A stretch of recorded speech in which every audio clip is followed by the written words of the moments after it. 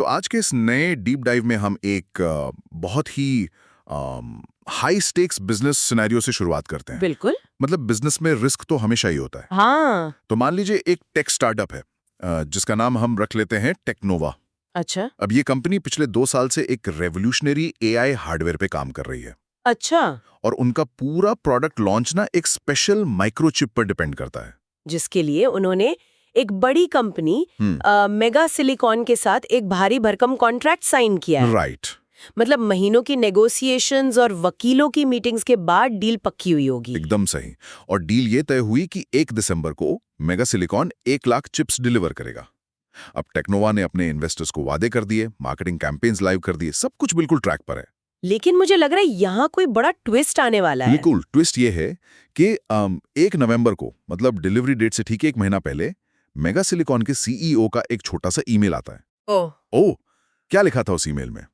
Email में लिखा था कि इंटरनल रीस्ट्रक्चरिंग की वजह से हम डोमेस्टिक ऑर्डर्स कैंसिल कर रहे हैं। हम अगले महीने आपको चिप्स नहीं दे पाएंगे। अरे बाप रे, ये तो सीधा सीधा मना कर दिया उन्होंने। हाँ, लेकिन अब डेट तो 1 दिसंबर की थी ना। राइट। वो दिन अभी आया भी नहीं है। राइट। टेक्निकली देखा जाए तो डेडलाइन क्रॉस ही नहीं हुई है। राइट। तो क्या इस ईमेल को पढ़कर टेक्नोवा को 1 दिसंबर तक चुपचाप इंतजार करना पड़ेगा कि शायद आखिरी दिन चिप आ जाए, या फिर डील उसी पल टूट चुकी है? और ये एक ऐसा सवाल है जो हर बिजनेस या रोजमर्रा के लेन देन से जुड़ा है। बिल्कुल। और हमारे आज के इस डीप डाइव का मेन मिशन यही है।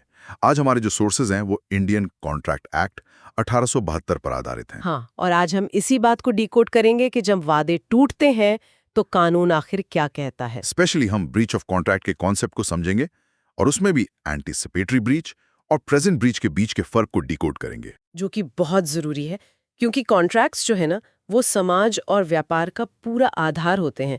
कानून का काम ही यही है कि पैक्टा sunt servanda के सिद्धांत को बनाए रखे। ये पैक्टा sunt servanda का मतलब थोड़ा आसान भाषा में बताएंगे? हाँ, इसका सिंपल सा मतलब है कि जो एग्रीमेंट्स किए गए हैं उन्हें हर हाल में निभाया जाना चाहिए, लेकिन कानून भी इंसानी गलतियों और बदलती परिस्थितियों को समझता है। राइट। तो टूटे हुए वादों या इस ब्रीच की दुनिया में जाने से पहले ये समझना जरूरी है कि कानून एक सफल कॉन्ट्रैक्ट से आखिर उम्मीद क्या करता है। बिल्कुल, एक आइडियल वर्ल्ड बनाम रियल वर्ल्ड की बात है। जैसे मान लीजिए अगर एक लैपटॉप ऑनलाइन ऑर्डर किया गया है तो उम्मीद यही है कि पैसे देने पर लैपटॉप डिलीवर होगा। एकदम सही। और इसे ही इंडियन कॉन्ट्रैक्ट एक्ट के सेक्शन 37 के तहत एक्चुअल परफॉर्मेंस कहा जाता है। Actual performance, right. हाँ, जहां दोनों पार्टीज के बीच का जो विनकुलम जूरिस है, मतलब जो लीगल टाई या कानूनी बंधन है, वो शांति से खत्म हो जाता है। परफॉर्मेंस कॉन्ट्रैक्ट की लाइफ का सबसे नेचुरल अंत है। लेकिन असली कानूनी ड्रामा तो तब शुरू होता है जब परफॉर्मेंस फेल हो जाती है ना? बिल्कुल। जब कोई पार्टी अपना वादा पूरा नहीं करती तो उसे कंटेंशियस टर्मिनेशन या ब्रीच ऑफ कॉन्ट्रैक्ट कहते हैं। और यहीं से हमारा आज का जो मेन टॉपिक है वो स्टार्ट होता है। तो वापस उसी टेक्नोवा वाले ईमेल पर चलते हैं। क्या कॉन्ट्रैक्ट टूटने के लिए डेडलाइन के दिन का इंतजार करना जरूरी है? बिल्कुल नहीं। कई बार तो सिस्टम क्रैश होने से पहले ही उसका अंदाजा लग जाता है। और यहीं पर सेक्शन 39 यानी एंटिसिपेटरी ब्रीच का कॉन्सेप्ट आता है। एंटिसिपेटरी ब्रीच मतलब डेडलाइन से पहले ही धोखा मिल जाना। हाँ, सोर्सेस में भी एक बहुत अच्छा उदाहरण है। मान लीजिए एक्स ने वाई को हर महीने के अंत में कुछ सामान बेचने का वादा किया। ठीक है। लेकिन महीने की शुरुआत में ही एक्स ने पब्लिकली अनाउंस कर दिया कि वो अपना डोमेस्टिक बिजनेस ही बंद कर रहा है। तो इसे एंटिसिपेटरी ब्रीच कहेंगे। अच्छा, मतलब शब्दों से ही साफ मना कर दिया। हाँ, इसे एक्सप्रेस रिफ्यूजल कहते हैं। लेकिन एक दूसरा तरीका भी है जिसे इम्प्लाइड रिफ्यूजल कहते हैं। इम्प्लाइड मतलब वो मुंह से कुछ नहीं बोलेंगे। राइट, वो हरकतों से पता चल जाता है। जैसे अगर कोई ठेकेदार काम बीच में छोड़कर चला जाए अपना सारा सामान पैक करके, तो वो एक्शन ही बता रहा है कि कॉन्ट्रैक्ट टूट गया। Make sense. तो इस कॉन्सेप्ट की कोई लीगल हिस्ट्री भी है क्या? बहुत दिलचस्प हिस्ट्री है। एक ऐतिहासिक केस है 1853 का, हॉक्स्टर वर्सेस डी ला टूर। 1853 मतलब काफी पुराना है। हाँ, इसमें हुआ ये था कि एक इंसान ने एक कुरियर यानी एक ट्रैवल गाइड को हायर किया। डील हुई कि 1 जून से वो गाइड उसके साथ यूरोप टूर पे जाएगा। ओके, सब कुछ तय हो गया। बिल्कुल। लेकिन 11 मई को ही, मतलब टूर शुरू होने से कुछ दिन पहले ही, उस टूरिस्ट ने गाइड को लेटर लिखा कि मेरा मन बदल गया है, मुझे तुम्हारी सर्विसेज नहीं चाहिए। अरे, तो क्या गाइड ने 1 जून तक इंतजार किया? नहीं, उसने तुरंत कोर्ट में केस कर दिया। लेकिन जो दूसरी पार्टी के वकील थे, उन्होंने बहुत क्लेवर आर्ग्यूमेंट दिया। उन्होंने कहा कि जब ड्यूटी 1 जून से शुरू होनी है, तो ये गाइड पहले ही कैसे केस कर सकता है। हाँ, सुनने में तो ये भी लॉजिकल लग रहा है। लेकिन जज लॉर्ड कैम्बल ने कहा कि कॉन्ट्रैक्ट उसी दिन से लागू हो जाता है जिस दिन वो बनता है, ना कि सिर्फ उसकी परफॉर्मेंस की तारीख से। वाह, ये तो बहुत बड़ी बात है। बिल्कुल। उन्होंने कहा कि गाइड ने 1 जून के बाद के सारे काम ठुकरा दिए होंगे इस वादे के चक्कर में, तो वो फालतू में इंतजार क्यों करे? उसे तुरंत इंसाफ मिलना चाहिए। राइट। लेकिन यहाँ मेरे दिमाग में एक क्रिटिकल सवाल आ रहा है। एक बहुत बड़ी दुविधा है। बताइए, क्या सवाल है? अगर मुझे पता है कि सामने वाला मुझे सामान नहीं देगा, तो मैं तुरंत कॉन्ट्रैक्ट कैंसिल करके डैमेजेस के लिए केस क्यों ना करूं? कोई आखिर डेडलाइन तक इंतजार ही क्यों करेगा? ये बहुत ही प्रैक्टिकल सवाल है। कानून दरअसल पीड़ित पक्ष को 2 विकल्प देता है। पहला तो वही जो आपने कहा, तुरंत कॉन्ट्रैक्ट को रिसिंडेड या रद्द मान ले और डैमेजेस क्लेम करें। और दूसरा विकल्प? दूसरा ये है कि आप कॉन्ट्रैक्ट को जिंदा रखें और परफॉर्मेंस की तारीख तक इंतजार करें कि शायद सामने वाले का मन बदल जाए। पर इसमें तो बहुत बड़ा रिस्क है ना? क्या पता वो तब भी मुकर जाए? सिर्फ यही रिस्क नहीं है, एक बहुत बड़ा लीगल रिस्क है। इसे 1855 के एवरी वर्सेस बोर्डन केस से समझते हैं। अच्छा, क्या हुआ था इसमें? इसमें एक जहाज के कैप्टन को एक तय समय के अंदर ओडेसा पोर्ट पर सामान लोड करना था, लेकिन पोर्ट पहुंचते ही सामने वाले एजेंट ने कह दिया कि हमारे पास कोई सामान नहीं है, तुम वापस जाओ। तो कैप्टन को तो तुरंत वापस आ जाना चाहिए था। हाँ, पर वो कैप्टन थोड़ा जिद्दी था। उसने सोचा कि उसके पास अभी इंतजार करने का टाइम है, तो वो वहीं पोर्ट पर रुका रहा, कॉन्ट्रैक्ट को जिंदा रखकर। ओहो, मुझे लग रहा है कुछ गड़बड़ होने वाली है। बहुत बड़ी गड़बड़। वो इंतजार कर ही रहा था कि अचानक क्रिमियन वॉर छिड़ गया और वॉर के रूल्स के हिसाब से दुश्मन के पोर्ट पर ट्रेड करना गैर कानूनी हो गया। अरे बाप रे, मतलब अब तो वो चाहकर भी सामान नहीं ले सकता था। बिल्कुल। और यहाँ लागू हो गया डॉक्ट्रीन ऑफ फ्रस्ट्रेशन। कॉन्ट्रैक्ट कानूनी तौर पर असंभव हो गया। और सबसे बड़ा झटका पता है क्या था? क्या? जिसने सामान देने से मना किया था, वो भी कानूनी जिम्मेदारी से आजाद हो गया, क्योंकि कॉन्ट्रैक्ट किसी के तोड़ने से नहीं बल्कि युद्ध के वजह से खत्म हुआ। वाह, ये तो सच में एक बड़ा आहा मोमेंट है। मतलब इंतजार करने में कैप्टन ने अपना केस करने का हक खो दिया। बिल्कुल। इसीलिए एंटिसिपेटरी ब्रीच में इंतजार करना बहुत भारी पड़ सकता है। तो ये तो हो गई डेडलाइन से पहले की बात। लेकिन अगर डेडलाइन वाले दिन कोई मुकर जाए तो? उसे प्रेजेंट ब्रीच या एक्चुअल ब्रीच कहते हैं, जब कोई तय तारीख पर काम करने से मना कर दे या फेल हो जाए। लेकिन यहाँ मैं एक और सवाल जोड़ना चाहूंगा। क्या हर नाकामी ब्रीच मानी जाती है? मतलब क्या होगा अगर कोई जानबूझकर नहीं बल्कि किसी बाढ़ या भूकंप की वजह से कॉन्ट्रैक्ट पूरा ना कर पाए? बहुत ही वैलिड पॉइंट है ये। और यहीं पे सेक्शन 56 यानी डॉक्ट्रिन ऑफ फ्रस्ट्रेशन दोबारा आता है।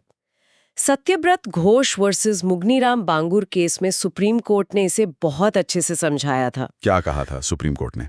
उन्होंने कहा कि इम्पॉसिबल होने का मतलब सिर्फ फिजिकली असंभव होना नहीं है, बल्कि कॉन्ट्रैक्ट के जो मूल उद्देश्य हैं, उसका जो फाउंडेशन है, उसी का नष्ट हो जाना है। कोई उदाहरण है इसका हमारे सोर्सेज में? हाँ, टेलर वर्सेस कैल्डवेल केस का उदाहरण है, जहां एक म्यूजिक हॉल को कॉन्सर्ट के लिए बुक किया गया था, लेकिन कॉन्सर्ट से कुछ दिन पहले ही हॉल में आग लग गई। ओहो, तो मतलब अब हॉल ही नहीं बचा तो कॉन्सर्ट कहाँ से होगा? एग्जैक्टली। ये फ्रस्ट्रेशन का परफेक्ट उदाहरण है, क्योंकि कॉन्ट्रैक्ट का आधार ही जलकर राख हो गया। लेकिन एक और सिचुएशन सोचते हैं। मान लीजिए किसी कंपनी को कच्चा माल डिलीवर करना था, लेकिन अचानक मार्केट में हड़ताल हो गई और कच्चे माल के दाम बहुत बढ़ गए, तो क्या वो भी फ्रस्ट्रेशन होगा? नहीं, यहाँ एक बहुत महत्वपूर्ण अंतर समझना होगा। कमर्शियल हार्डशिप फ्रस्ट्रेशन नहीं होती। कमर्शियल हार्डशिप मतलब बिजनेस में घाटा होना? हाँ, कच्चे माल का महंगा होना या हड़ताल हो जाना, ये सब बिजनेस के सामान्य रिस्क हैं।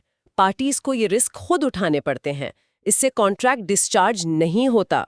मतलब आप ये कहकर नहीं बच सकते कि भाई अब ये डील मेरे लिए बहुत महंगी पड़ रही है, इसलिए मैं काम नहीं करूंगा। बिल्कुल नहीं। मुनाफा आपका है तो घाटा भी आपको ही सहना पड़ेगा। सही बात है।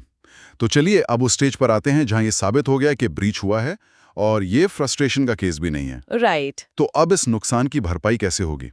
कानून क्या रेमेडीज देता है? सबसे मेन रेमेडी तो सेक्शन 73 के तहत डैमेजेस यानी आर्थिक मुआवजा ही है। तो अगर मेरा 10,000 के कॉन्ट्रैक्ट के टूटने से मेरा 1 लाख का नुकसान हो जाए, तो क्या कोर्ट मुझे 1 लाख दिलाएगी? इतना आसान नहीं है ये। इसे हेडली वर्सेस बैक्सनडेल केस के जरिए समझा जा सकता है। इसमें एक आटे की मिल का स्टीम इंजन खराब हो गया था।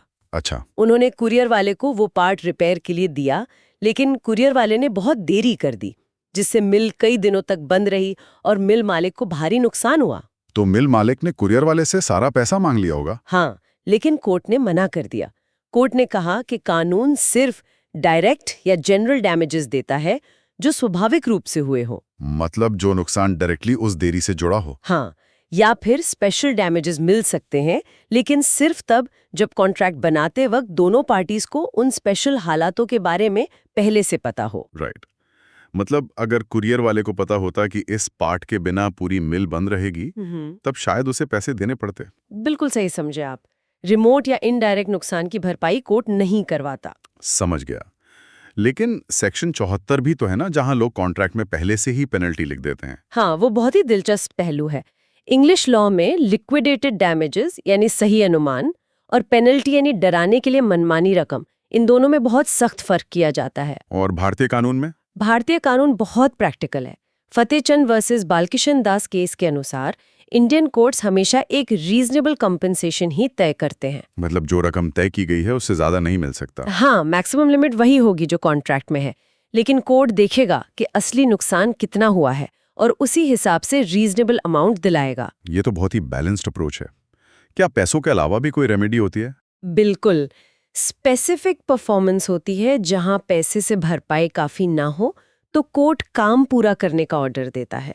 और एक होता है क्वांटम मेरिट, मतलब जितना काम हुआ है उतना दाम तो देना ही पड़ेगा। ओए, ये सब सुन के तो लगता है कि इंडियन कॉन्ट्रैक्ट एक्ट 1872 वाकई एक बहुत ही बैलेंस्ड फ्रेमवर्क देता है। एकदम। ये कानून इस बात का प्रमाण है कि कैसे सिस्टम व्यावसायिक अनिश्चितताओं के बीच भी भरोसे का माहौल बनाता है। सही कहा। परफॉर्मेंस की उम्मीद से लेकर एंटिसिपेटरी और प्रेजेंट ब्रीच के विवादों तक, और अंत में डैमेजेस के जरिए न्याय दिलाने तक, ये सब बहुत ही बारीकी से डिजाइन किया गया है। और ये समझना आज के व्यापारिक दुनिया में सबके लिए बेहद जरूरी है, ताकि वे अपने अधिकारों और रिस्क को अच्छे से जान सकें। बिल्कुल।